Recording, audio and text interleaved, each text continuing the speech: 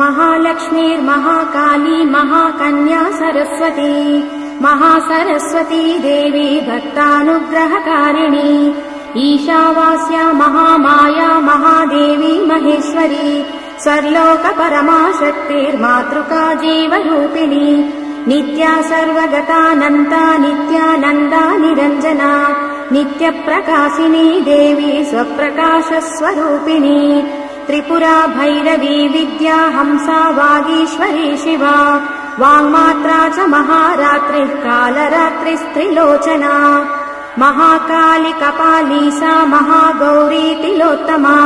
काली कराली विक्रान्ता कामाक्षी कामदा शुभा चण्डिका चण्डरूपा च चामुण्डा लिङ्गधारिणी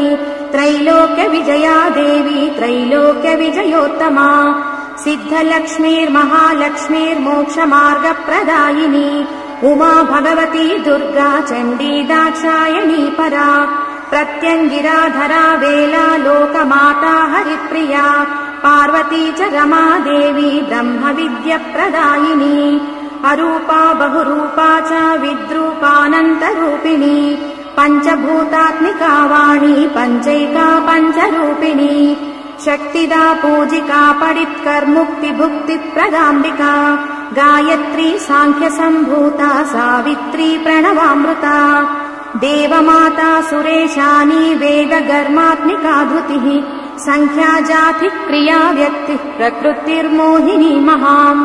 यज्ञविद्या महाविद्या गुह्यविद्या विभावरी ज्योतिष्मती महामाता सर्वमन्त्रफलप्रदा दारिद्र्यध्वंसिनी देवी हृदयग्रन्थिभेदिनी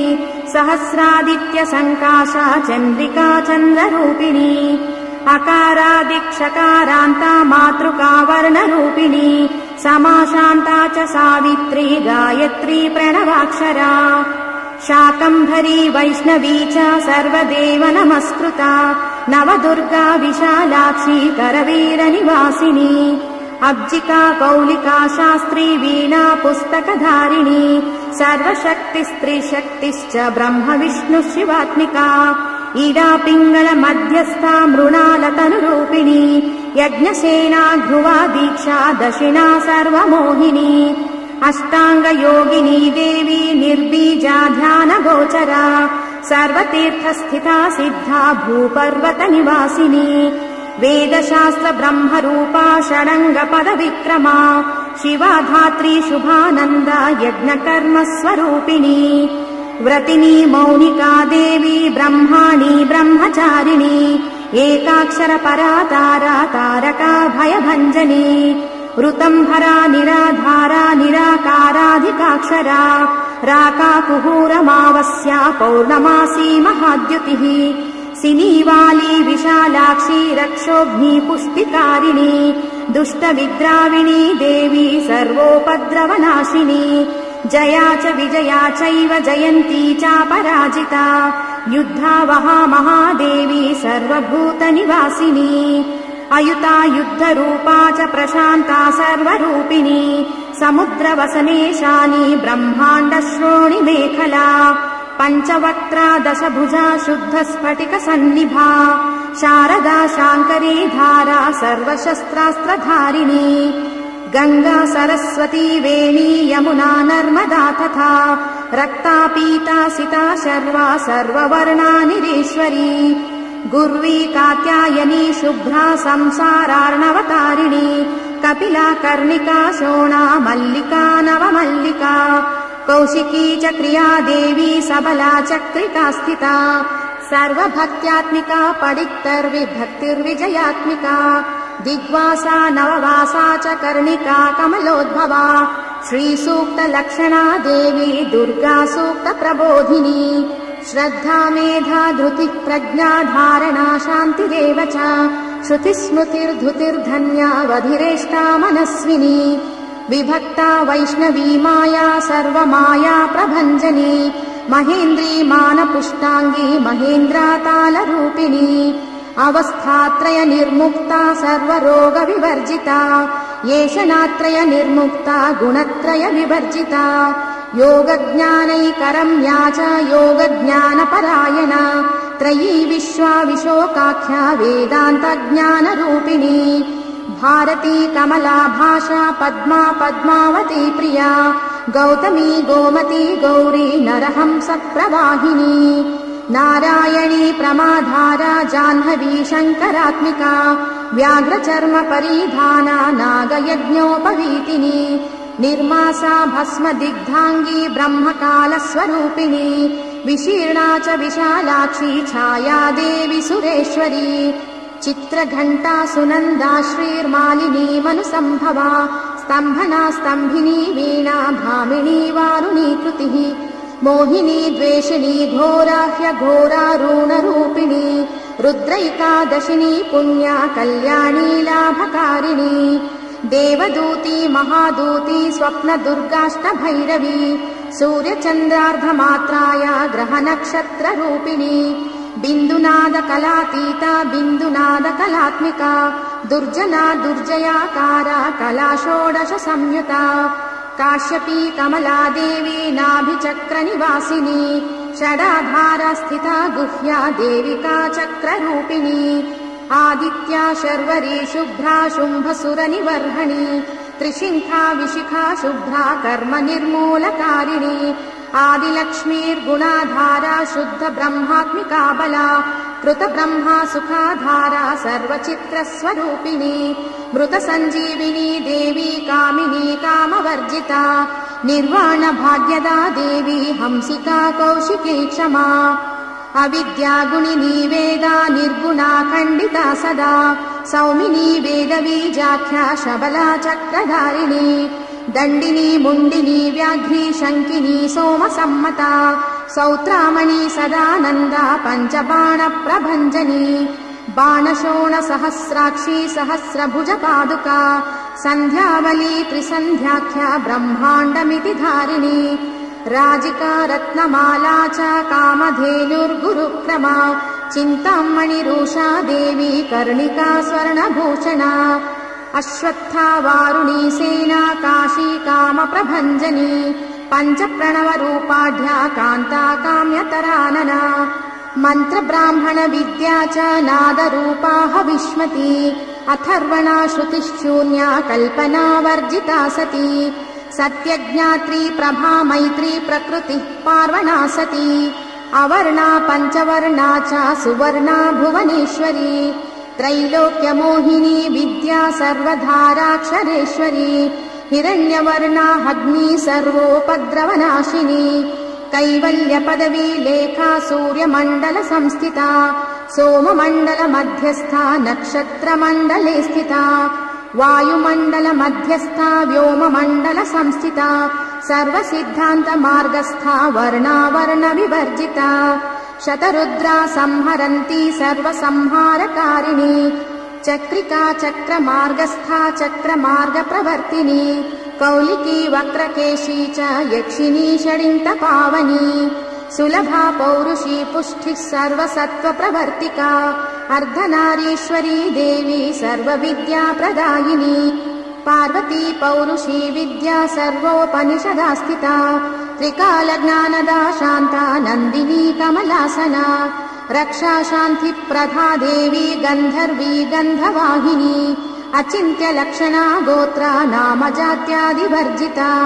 सप्तमात्रा परिच्छिन्ना कैवल्यज्ञानदीपिका व्योमकेशखिलाधारा पञ्चकोशविलक्षणा पञ्चकोशात्मिका देवी परब्रह्मात्मिका भृशम् जराजया जयन्ती च लोकमाता प्रसूतिका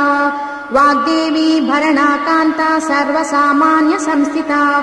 उष्टाङ्गा च चतुष्षष्टिगणिका विद्यया चिन्ता कालिन्दी कर्षिणी श्यामा यक्षिणी किन्नरेश्वरी केतकी मल्लिका शोणा वाराही च घराघरा नारसिंही महोग्रास्या भक्तानां मृत्युनाशिनी अन्तर्बहिस्थिता लक्ष्मीर्जरामरणनाशिनी त्र्यम्बका च महामारी सोमसूर्याग्निलोचना अदितिर्देवमाता च सुमित्रा च सुयोनिका अष्टप्रकृतिरिष्टा च विभ्रष्टा विकृतिः कृतिः दुर्भिक्षध्वंसिनी देवी सीता सत्यस्वरूपिणी ख्यातिश्च भार्गवी देवी देवयाना तपस्विनी शाकम्भरी महाघोरा गरुडोपरि संस्थिता मन्त्रव्याकरणाकारा ज्योतिश्शास्त्रस्वरूपिणी इडा पिङ्गलमध्यस्था सुषुम्ना नाडिभेदिनी कालचक्रप्रयुक्तास्या कालचक्रप्रवर्तिनी वैशारदी मतिर्ज्येष्ठा श्रेष्ठा वै सर्वदीपिका वैनायकी वरारोहा श्रेणी मौली च बर्बरा जृम्बिनी जृम्बिनी जृम्बा गणिका मणिकापरा शरभा चन्द्रिकानन्दा सर्वव्याधिप्रभेषजा देवकी देवसङ्काशा वारिधिः करुणाकरा शाम्भवी सर्वसम्पन्ना सर्वपापप्रभञ्जनी एकमात्रा द्विमात्रा च त्रिमात्रा च तथा परा अर्धमात्रा तथा सूक्ष्मा स्वगम्या च तथा परा एकवीरा विशेषाख्या षड्वर्गाथ मनस्विनी निष्कर्मा निष्कला लोका ज्ञाना कर्मात्मिका गुणा सुसान्द्रानन्दसन्दोहा व्योमकेशा निरूपिणी गद्यपद्यात्मिका वाणी सर्वालङ्कार संयुता सामवेदपदन्यासा सत्कृता सत्कृता बला षडर्ककर्कशाकारा सर्वतर्कविवर्जिता आदिवर्णा सुवर्णाभा तपसः पररूपिणी ब्रह्मण्या ब्रह्मसन्ताना वासवत्या जनेश्वरी पुराणन्यायमीमांसा धर्मशास्त्राङ्गमिश्रिता वेदा वेदवती सर्वा हंसविद्याधिदेवता विश्वेश्वरी जगद्धात्री जगन्निर्माणकारिणी नारायणी महादेवी सर्वसत्त्वप्रवर्धिनी हिरण्या बाहुरूपा सा हिरण्यपदसम्भवा कैवल्यपदवी पुण्या कैवल्यपदगोचरा ब्रह्मसम्पत्तिरूपा सा हिरण्यपदसम्भवा भरणा वरणाधारा सर्वलोकप्रवर्तिका एकाक्षरपरा युक्ता सर्वदोषप्रभञ्जनी पाशाङ्गकुशधरा देवी वेणी वादाक्षसूत्रिका कपालिनी महादंष्ट्रा भ्रुकुटी कुटिलानना एकमूर्तिस्त्रयी धारा मधुकैटभञ्जनी सर्वावासा सुवस्त्रा च बृहती जगती समा छन्दस्त्रिष्टु प्रतिष्ठा च कल्याणि रक्षणात्मिका चक्षुष्मती महाघोरा खड्गचर्मधरासिनी छन्दस्त्रिष्टु प्रतिष्ठाङ्का कल्माशी करुणात्मिका शिल्पविद्याश्रया देवी सर्वतो भद्रकारिणी अचिन्त्यलक्षणा सिद्धा सूत्रभाषनितम्बिनी सर्वविद्यार्थसम्पत्तिः सर्वशास्त्रार्थमातृका अकरादिक्षकारान्ता मातृका च लिपिक्रिया स्वाहा स्वधा स्वरूपा च स्तोत्राक्षरविभूषिता त्रयी विद्या सदानन्दा त्रयी विद्या सदा शिवा सर्वज्ञा सर्वसाक्षी च प्रसन्ना च चराचरा अणिमादिगुणोपेता पराकाष्ठा परागतिम् हंसयुक्तविमानस्था हंसारूढा शशिप्रभा भावना वासना वित्तिः प्रकृतिः कमलामला तन्त्री तन्द्री विचित्राङ्गी व्योमगङ्गा बलिप्रिया वारुणी वरुणावेश्या रुद्रजुह्वामरूपिणी महानन्दनदी पुण्या गङ्गा पुण्याङ्गनाश्रया समाधिर्वारणाध्येया श्रोतव्या श्रोत्रिया घृणिः रामप्रिया महादेवी सूपसर्गा भुजारुणा निपातारुन्धती जङ्घा सर्वमाता विशेषणी आसीना च शयाना च तिष्ठन्ती धावतीति च लक्ष्मीरलक्ष्मीरूपा च स्वरूपा गणिकाकृतिः एकरूपा तपोरूपा सुरूपा च तथा कृतिः समासतधिक्ताकारा विभक्तिर्व्यञ्जनात्मिका स्वराकारा निराकारा श्रीयुक्ता च विशेषतः गम्भीरा गहना गुह्या योगलिङ्गाङ्गधारिणी शेषवासुकी विश्रान्ता ब्रह्माण्डफलचञ्चला करुणारुणसम्पत्तिः कीलका मन्त्रकीलका शक्तिबीजात्मिका शर्वा मन्त्रा मन्त्रफलात्मिका आग्नेयी पार्थिवी वायवी वारुणी व्योमकी तनुः सत्यज्ञानात्मिकानन्ता ब्राह्मी देवी सनातनी अविद्यावासिनी माया प्रकृतिर्मोहिनीति च शक्तिराधारशक्तिश्च चिच्छक्तिश्चातिशक्तिका वक्रारौद्री महामारी मारीचमानरूपिणी वीरा वीराजमानस्था सर्वमार्गप्रदायिनी त्रिकालज्ञानसन्ताना त्रिकालज्ञानदायिनी जाढ्यापहा मृडानी च भवानी भवभञ्जनी नानाज्ञप्तिस्मृतिः प्रज्ञा धात्री देवी त्रिलोचना परचित्तविधानज्ञा विशेषगुणसंश्रया हिरण्यकेशिनी देवी ब्रह्मसूत्रविचक्षणा एकाद्ययुतपर्यन्ता वर्णमात्रात्मिका परा मधुयज्ञा मधुमती मधुनासा मधुप्रिया माध्वी देवी महाभागा स्निग्धांगी च तरस्विनी ब्रह्म विष्णु शिवध्येया ध्यातव्या च विशेषतः नाभौ वह्निशिखाकारा ललाटे चन्द्रसन्निभा भ्रूमध्ये भास्कराकारा मुण्डकण्ठः प्रतिष्ठिता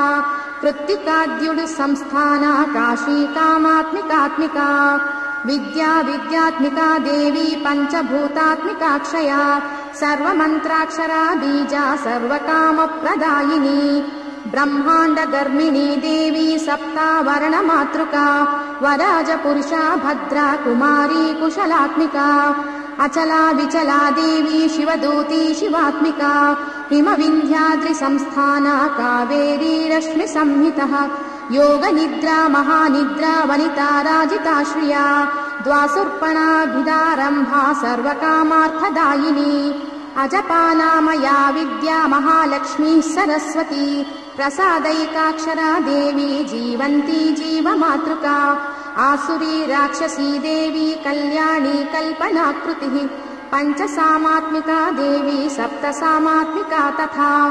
उद्गीथोपासना रूपा पञ्चाग्नि विघसाकृतिः त्रेताग्निचिद्धना चापि सर्वविद्येश्वरी तथा भक्तिलभ्या महादेवी ज्ञानेनापि विशेषतः सर्वरक्षा महामाया ऋषिदेव नमस्कृता अष्टाष्टक महारूपा प्रत्यक्षाति प्रमातृका वेदशास्त्र प्रमातीता मिथ्या प्रपञ्चवादिनी सत्यप्रपञ्चवादाख्या विशोकाशोकनाशिनी भौतिका भूतसूक्ष्माध्या ह्यादिभूताधिदेवता अधिलोकाधिपञ्चाख्या पञ्चाख्या पञ्चसंहिता